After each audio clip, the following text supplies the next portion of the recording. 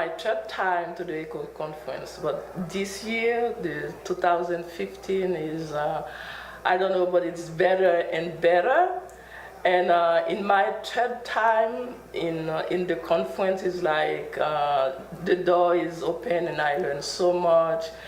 And I learn not only take some skills with me from the farm of ECO and also with all the delegates from several countries. I learned so much, and I know that is going to make our ministry really better.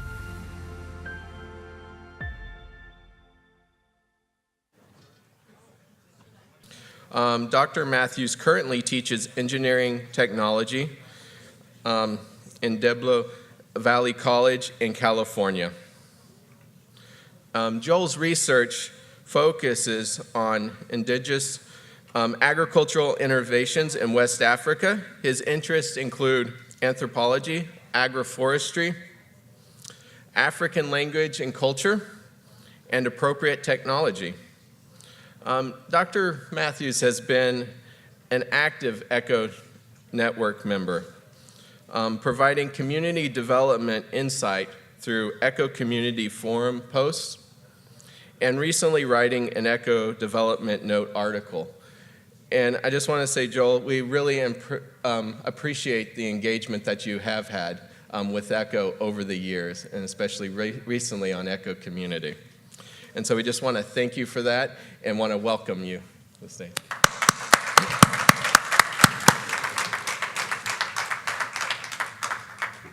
Okay, well, thank you for coming back from your break for this. And so I want to talk about anthropology as a tool for facilitating agricultural development. And so the presentation is designed to help development facilitators engage positively with people from unfamiliar cultures.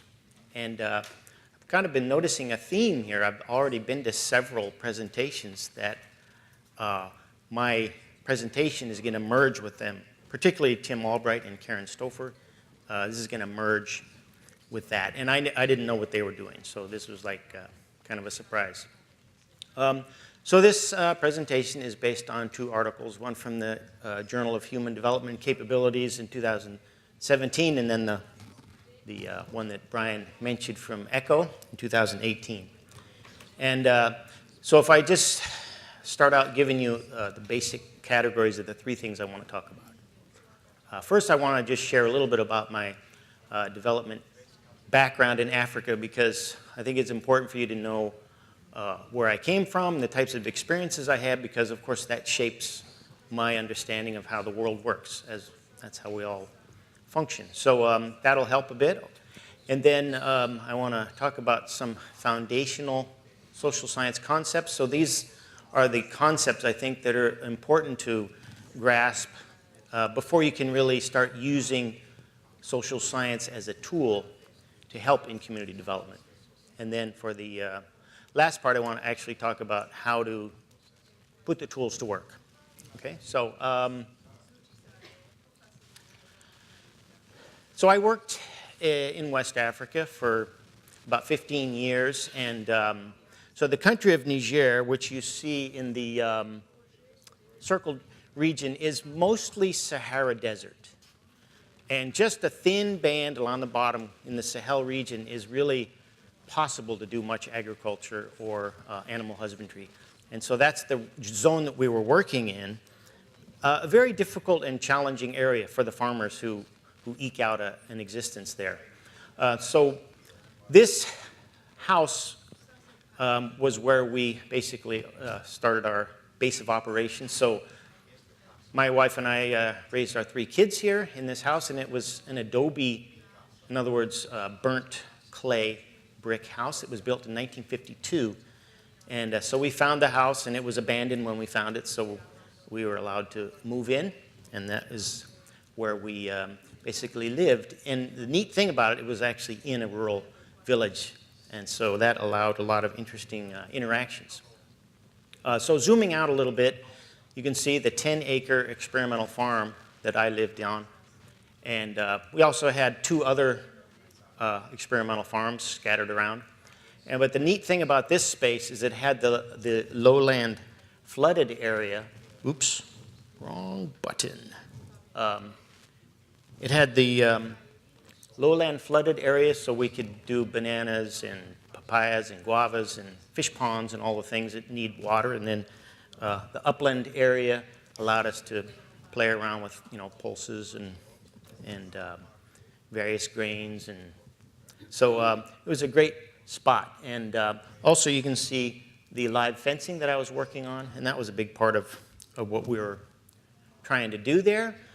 Zooming in a little bit again, two of my daughters are playing by the river, and you can also see the schoolhouse right there. So they were living right in the middle of this village, and it was really a neat place, I think, to raise kids. And so my wife spent most of her time schooling our children, and it wasn't really an option to go to a local school, although we thought about it. But with no books, no paper, no pencils, and half the time no teachers, we thought, yeah, we're going to do our own, but definitely we're part of the village. And a lot of the village kids just didn't go to school, so it was kind of that way. So when our kids were not busy with school or chores, they were playing with the neighbors, and that was a real gift. And I think one of the greatest things that we were able to provide to our children was a place where they could become part of a community that was a real cohesive place. And my son, playing on his favorite toy, which is the farm cart. One of the things that was kind of neat about raising kids there is I could never lose them in a crowd. I could always find Luke. There he is. Hard to get lost. And there's my daughter also, my oldest daughter, in a wedding procession. So it just shows how my kids really became integrated into the village, and they really became just normal village kids. And that allowed them to really understand village life, but it also gave me access, and my wife access to the village that I know we wouldn't have had without our kids being able to do that first. They paved the way. So backing out again, this is probably taken at about 2,000 feet from one of the mission planes, I think, flying over. And this just is kind of a typical village in the Sahel region that we worked in.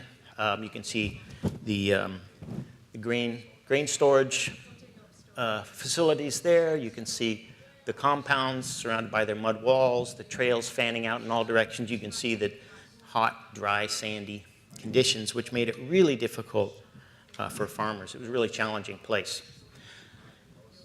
So I worked mostly with Hausa farmers. And this is one of my good friends, the village chief, that was preparing his field for Zai, which is a huge amount of work. But he did it. We also worked with Fulani and Tuareg, but mostly this was called the Hausa land. So we spoke Hausa and mainly worked with Hausa people. A couple of different things that we were involved in. I'll just show you a few of them. Zai, which you've heard of. So live fencing, which we spent a lot of time working with. And we can talk about details of some of this if people are interested later today. Don't want to do that now. But just giving you some ideas, some of the appropriate technology stuff that I was doing. So this is a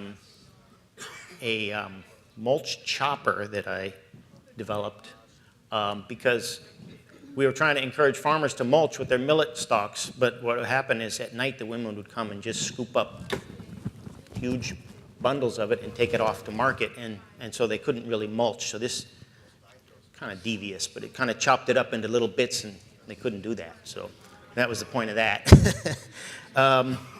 Clay stoves, things like that. We're training people how to do that for small businesses.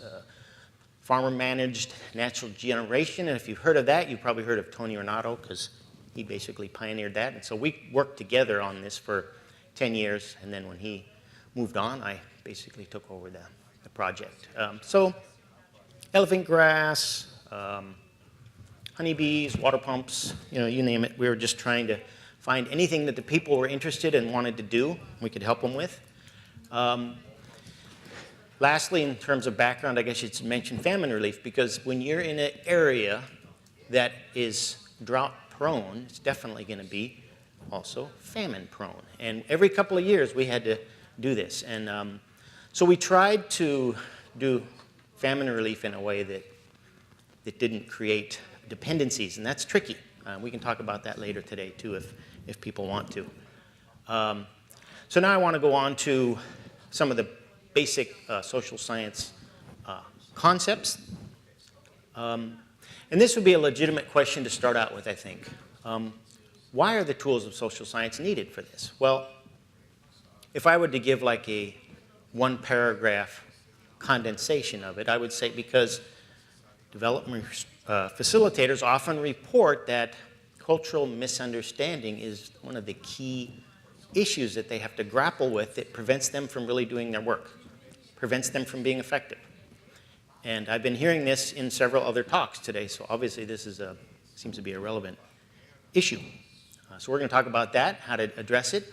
So another legitimate question, I think, is how do the tools of social science actually function to help facilitate development? And again, if I were to summarize in one little paragraph, I would say that the tools of social science allow outsiders to understand and effectively communicate with people from an unfamiliar society. So I think the key is understanding how to view the world from another person's perspective. And that is not as easy as it sounds. So here's a key insight of social sciences. Human perception is mediated through assumptions, beliefs, and mental habits. Well, that may not be a revelation to any of you, but the thing is, we have a tendency to believe that we can perceive reality directly. And actually, no one does. That's not how our human minds work. We perceive and interpret, obviously, what we're looking at through our paradigm. And the paradigm is what determines how we make sense of what we see. So we don't really see reality directly. So I want to talk about how we see it and how we can actually move on to see life through the paradigm of someone else. Okay? So this is a saying that I've been using for years, and I don't know where I got it from, but one of my favorites. Facts without interpretation are meaningless, and that's a fact.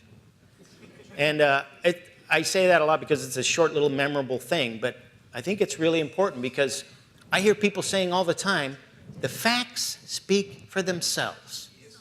That's a lie. Facts do not come with built-in interpretation. We provide the interpretation. Facts, an Excel sheet with numbers doesn't mean anything. We provide the meaning for that, and we provide it through a paradigm. If we don't understand our paradigm, how in the world are we going to understand someone else's? And I think we see what's happening in our current political quagmire that our country seems to be in. And I don't think it's because we have competing, conflicting ways of seeing the world. No. All humans have that. The problem is we refuse to accept that someone else's viewpoint is legitimate. That's the basis, I believe, of all of this mess we're in right now. So it's really important to be able to understand someone else's paradigm. So one of the sayings that I least like is this one. I read the Bible as it was written. Now, we don't. No one does that. We can't. The only person who could really do that is the author. So the best that we can do is if we can study the language, culture, history of the author and the intended audience, we can understand some of the perspective, and that helps us interpret it the way it was written. But we don't read it as it was written. That's just not how our minds work. So an example, maybe a silly one, but my wife understands most of what I say. This is from Dick Van Dyke, one of my favorite shows, and most of you are not old enough to know what Dick Van Dyke is, but Funny guy, okay? Anyway, so, but the point is my wife does not understand everything I say, and that is we share a common language, culture, and history, which is what shapes our interpretive paradigm. So if she doesn't understand everything I say, imagine me trying to communicate with somebody who I don't share a common culture, history, and language with. Forget it, right? It's just not going to happen. Misunderstanding and miscommunication is what happens. So we want to try to figure out if there's a systematic way to address this. So two concepts that are really important in this are worldview and culture. And you've all heard these terms already. So this is just kind of a reminder. But if you look at it together in all at once, you can see that this is sort of called an onion diagram. You're not expected to be able to read these. I did it again.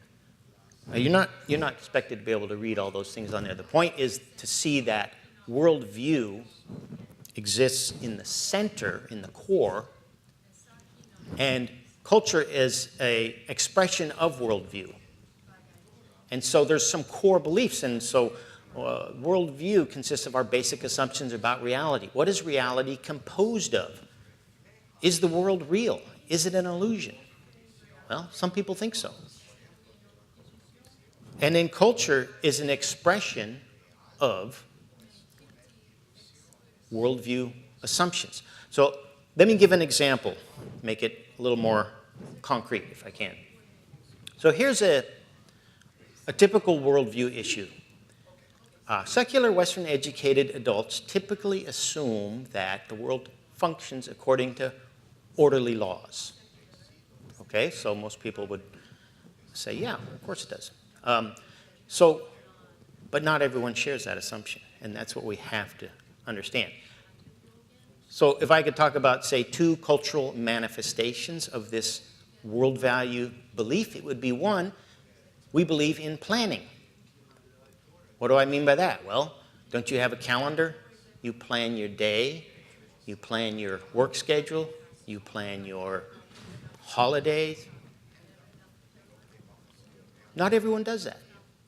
In fact, some people think it's presumptuous to do that. Here's a second cultural expression. We tend to explain farming in terms of maybe three terms you haven't heard much. Knowledge, techniques, and plants. Right? I don't know if anybody's heard that before. But of course we believe that. Because the world works according to orderly laws, which we can discover and put to work. So the question is, do members of the community where you're working share those assumptions? Well, that depends on where you are. If you're in Eastern or Western Europe, where naturalistic worldview reigns, then yes. But where I was working, where many of you will be working in rural communities, where I was in West Africa, not at all. Magic, witchcraft, astrology, those are the things that control events, not planning. So you have to understand that when we're working with those people, because that's the reality that you're going to be working in. So this is an example of just a box of medicine, I guess I could put in quotes, that I bought in Marathi when I was working on my PhD research, interviewing people.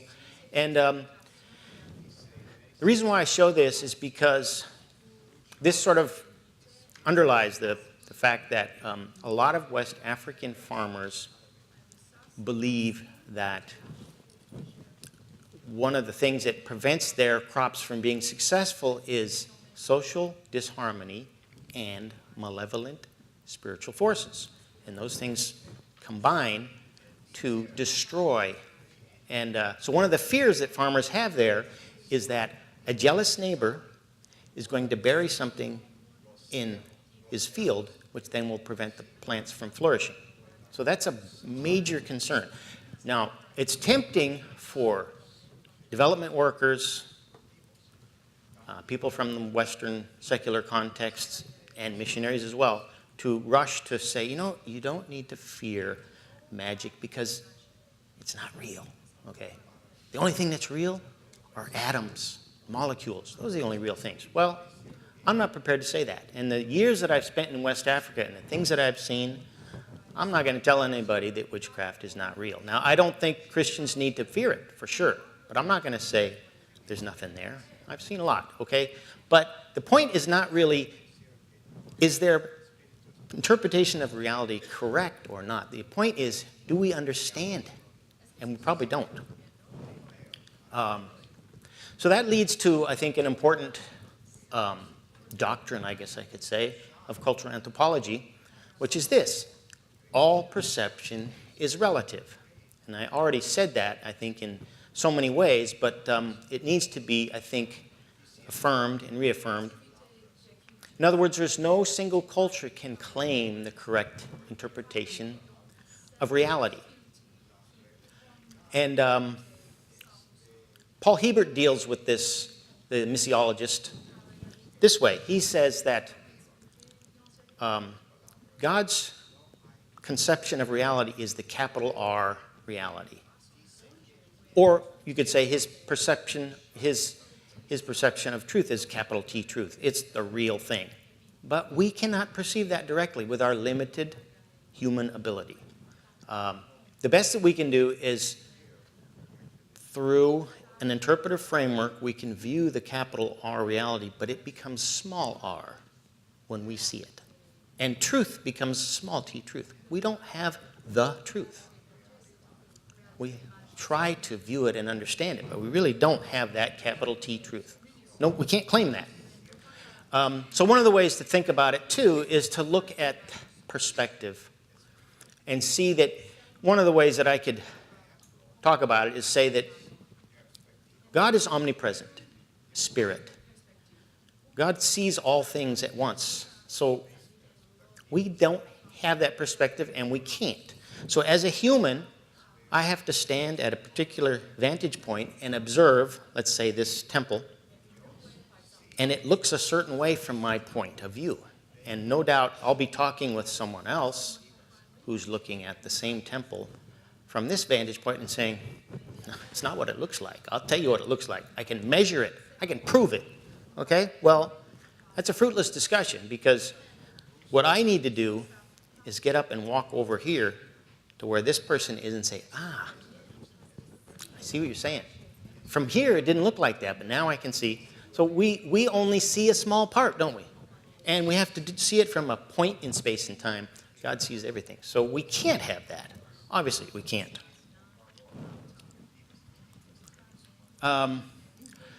So that leads to the issue of cultural relativity. Now, some people really don't like this idea because they think it relativizes truth.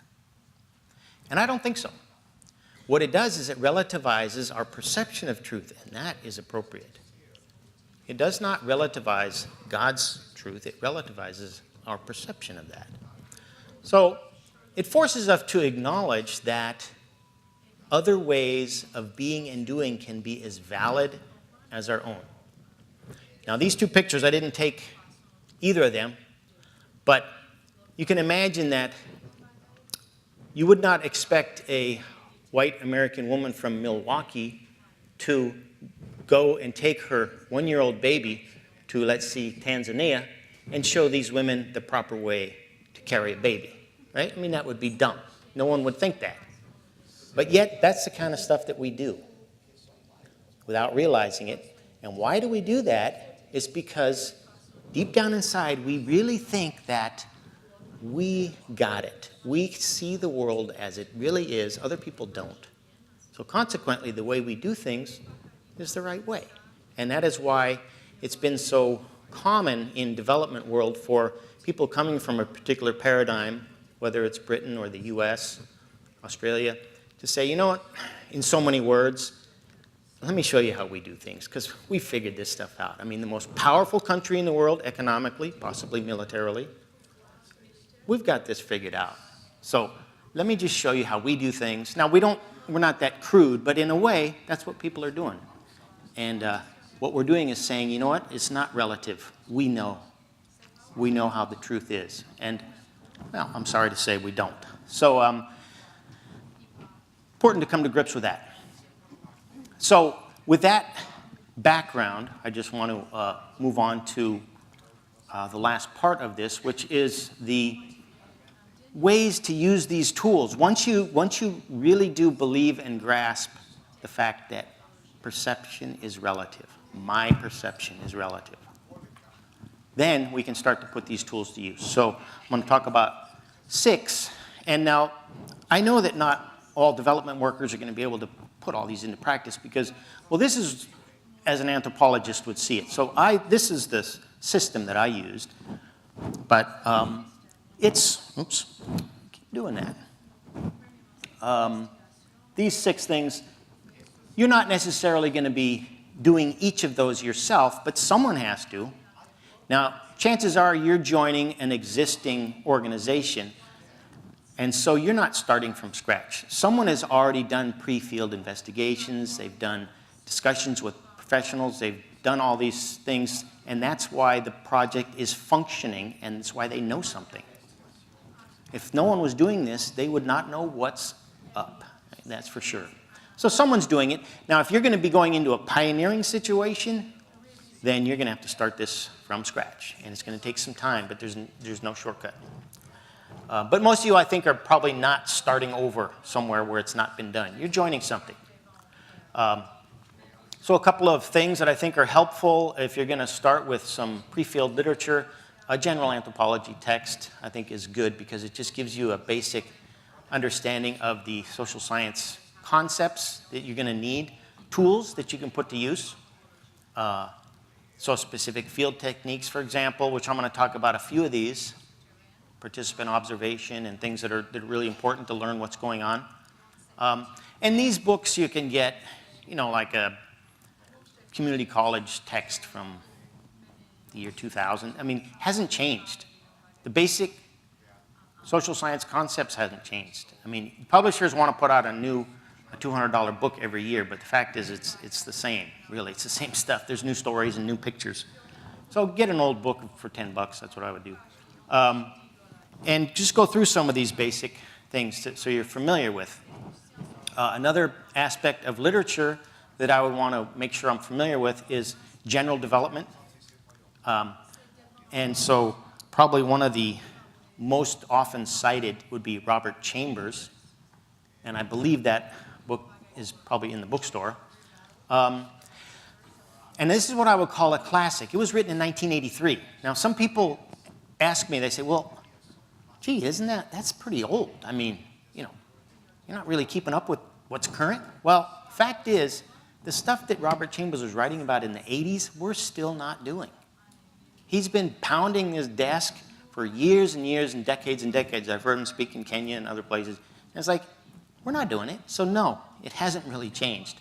So that's a key book, I think. But then also, it's important if you're going to be in a zone, like in this case, say, East Africa, you want to read native scholars that will critique this more general for their specific location. And so Dambisa Moyo or George Aeti would be 2 from East Africa, but you want to find people that are critiquing development from their perspective, really important.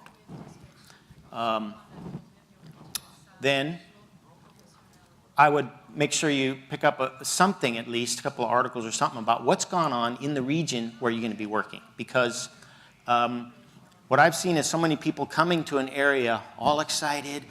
I'm going to do this. I'm going to do gardens. I'm going to do this. I'm going to do this. And you might not, because it might not work. Or you don't realize that you're not the first one that thought of this. In fact, people have been doing this in your region for decades. You need to know what happened. Did it fail? If so, why?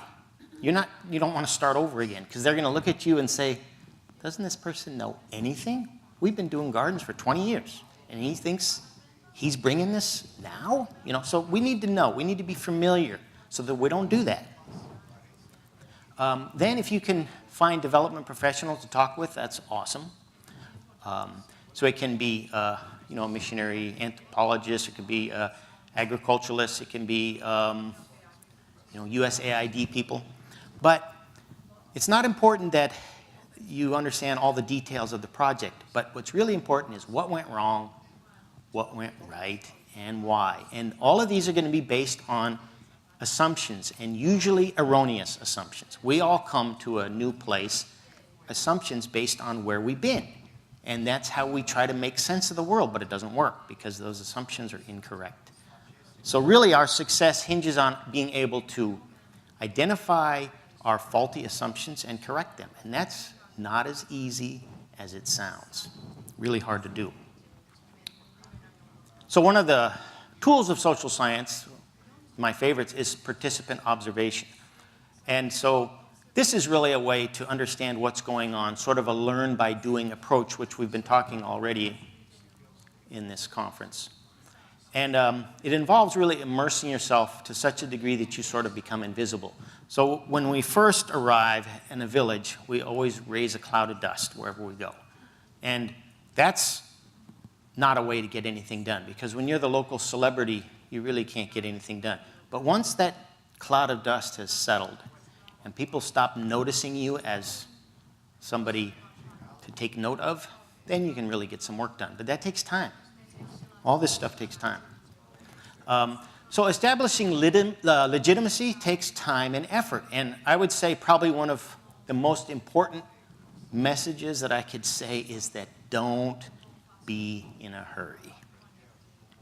And I know, a lot of us as Americans, we're proud that, man, I can get more done in a day than a rural farmer could do in a week, okay? Well, congratulations, you're very efficient. But that's not going to help with community development. In fact, it may be a hindrance. Our busyness is probably going to be a hindrance. And that's a paradigm fault. It is hard for us to change, it really is, because we believe it's right. We get stuff done. Okay. So without language, you'll not communicate. Without cultural knowledge, you'll constantly offend and confuse people. And without friendships, people will have little interest in talking to you, let alone following your advice. So it's really about building friendships, establishing legitimacy. That takes time. Hard to be in a hurry when you're doing development. So some couple of things that you can do to systematically gather information. So interviews and surveys are two. There's others, focus groups and other types. And that's why you want to go through some of the basic social science texts so you can see what really fits for the context that you happen to be in. So I want to talk about these three: surveys, fixed interviews, and unstructured interviews. So a survey is really used when you know already a lot about something, but you don't have the backup data for it. So let's say you want to be involved in a maternal nutrition program. Well, you need to take a survey at the villages and say, well, how many under fives are here? How many pregnant women? How many lactating babies? How many sick? How many, all this. So it's the numbers. That's what a survey is good for. And you need to know that. And if you're not doing that, someone has to do it. You can't just go out and do a maternal nutrition clinic if you haven't done this, because how many mothers? How many children? You don't know that? Well, then how are you going to do anything, right? So you need a survey for that kind of thing. So they work well when a lot is known, but you're lacking statistics. So there are some limitations to surveys. One is that the preconceived ideas take precedence. Well, that's where the questions come from. We ask the questions, they check the box. And it doesn't always work very well. And it really doesn't work if you're trying to understand what's going on. That's not the way to do it. This is just a way to gather numbers.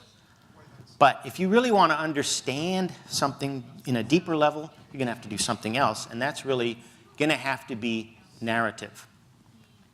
So there's structured interviews, which you set questions that you can't change. That's one way to do it. And that's not my favorite, but that's a common way. And it allows a narrative response so that the people will launch into a story, and you're going to get all kinds of information that you did not know or never thought to ask. And so that is I think the beauty of sitting down and having these kind of interviews. So it works well when less is known about a situation, but there are limitations. So some questions might not be appropriate. You may find a hesitation, or maybe they lie because, well, I can't tell you this, so I'm just going to tell you what you want to hear. That's common, and we don't know what's going on. Questions not asked or questions not answered. So this has limitations. My favorite approach for me personally is more guided discussion or open-ended. And what this is I saw my picture there sitting with the elders. The reason why I put that there is because I spent many hours sitting with the elders, shooting the breeze, as they say. And these people would not allow me to interview them. That's like, no, we don't do that. They've never allowed an anthropologist to come to their village and interview them. But they invite me all the time. Hey, come, sit, talk. Like, okay, this is great. And so that's how I gathered information, talk. But I have to record it, and you can't do that surreptitiously. It's unethical. You have to ask their permission. But once you build friendships and trust, I got my little cell phone here. Yeah, you mind? Because some of the stuff you're saying is really important, and I'm going to forget. Can I record it? They're like, hey, yeah, go ahead. And so I recorded everything, hours and hours and hours of it. But without that, my memory is, forget it. I wouldn't even know what I did. So I've got to record stuff. So it works well in cultures where people love to talk. And conversational style is less threatening. Now, you can't use this very well for statistics, but that's not what I was after. So it depends really on what you need, the technique that you want to use. So once you have your some kind of information, you have to be able to analyze it. And I suggest hiring a local person or two to help you with that, because it's going to take a lot of time to convert the recording to a written text so that you can study it and have it as something that you can go back to and learn from. Otherwise, it's kind of wasted. So yeah, hire a local person for that. And then you'll be able to put that to work. And then lastly, I would say would be facilitating a vision statement. And not everyone does this, but I think it's really important, because if a community has not really articulated clearly what their goals are for the future, it's hard for them to vet any particular activity. It's like anything that comes along. Oh, yeah, we'll do that. Oh, yeah. But does it fit your goals and objectives? Well, heck, I don't know, because you haven't really clarified those. So that's important to do. But this is a tricky thing, because a development facilitator is in a relative position of power, even if you don't want to be. And so it's so easy for us to sort of steamroll over their values and ideals and sort of substitute our own, because our own are better, and we're smart, and we're from a rich country. So, it's better if they just pick up our ideas, especially without knowing it, right? You can do that. It's tricky. Don't do that. That's a bad thing, okay? So we want to help them express their ideals and values. And so I think it's probably my last slide here. So I show one more picture of myself not in the best position, because I was working with a whole village at this point, trying to talk about vision and values. And what I didn't realize is that in a situation where men tend to be dominant, which rural African villages are, if you ask women to express their viewpoint, what you're doing is you're forcing them either to contradict the men, which means they're going to get beaten later.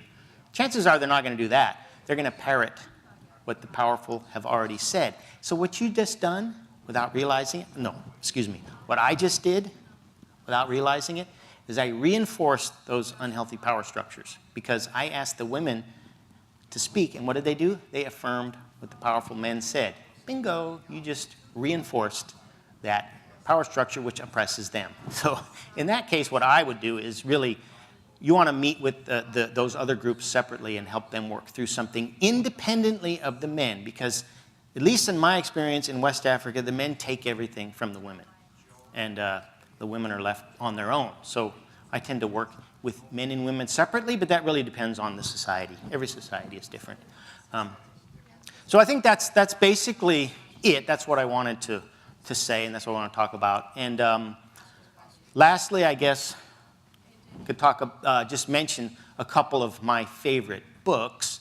And I think The ones with the red dot, I think are in the bookstore.